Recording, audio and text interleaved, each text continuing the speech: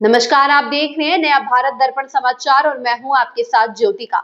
आइए रुक करते हैं खबर की ओर। क्या इजराइल को बलि का बकरा बना रहे हैं ट्रंप? जानिए क्यों इस डील से डरे हैं बेंजामिन नेतन्याहू।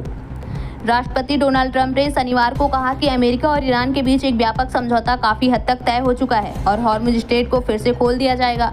ट्रंप ने ट्रुथ सोशल पर लिखा, एक समझौता काफी हद तक तय हो चुका है जिसे अमेरिका, ईरान और अन्य कई देशों के बीच अंतिम रूप में दिया जाना बाकी है।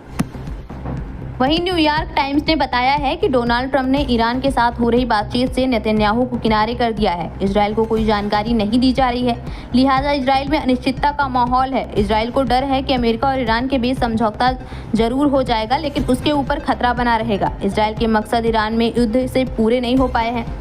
इजराइल में इस बात को लेकर गहरी चिंता है कि एनरिच्ड यूरेनियम, बैलिस्टिक मिसाइलें, ड्रोन और ईरान के क्षेत्रीय प्रॉक्सी को या तो दरकिनार कर दिया जाएगा या तो फिर उन्हें बिना सुलझाए ही छोड़ दिया जाएगा।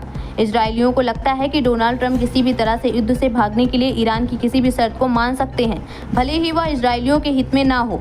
रिपोर्ट्स के मुताबिक वाशिंगटन और तेहरान पाकिस्तान और कतर की मध्यस्थता से एक शुरुआती सहमति की ओर बढ़ रहे हैं।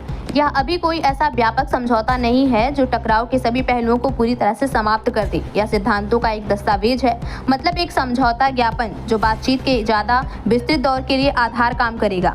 इस दौर के 30 से 60 दिनों तक चलने की उम्मीद है, यानी ईरान अमेरिका की शर्तों को मानने नहीं जा रहा है। इजराइल के डर की वजह भी यही है। बिना खतरा खत्म हुए जंग का अंत। इजराइल का सबसे बड़ा डर यह है कि यह अंतरिम समझौता ऊपरी तौर पर युद्ध को तो रोक देगा, लेकिन इजराइल के लिए खड़े असली सुरक्षा खतरों को जड़ से खत्म नहीं कर पाएगा।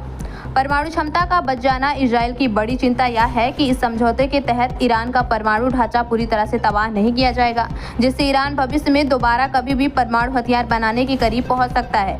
ईरानी धरती पर ही रह जाएगा। यूरेनियम। वाशिंगटन चाहता है कि ईरान का संवर्धित यूरेनियम देश से बाहर भेजा जाए, लेकिन ईरान इसका विरोध कर रहा है। इजराइल के लिए यह एक रेड लाइन है। इस खबर में बस इतना ही। बने रहिए नया भारत दर्पण समाचार के साथ।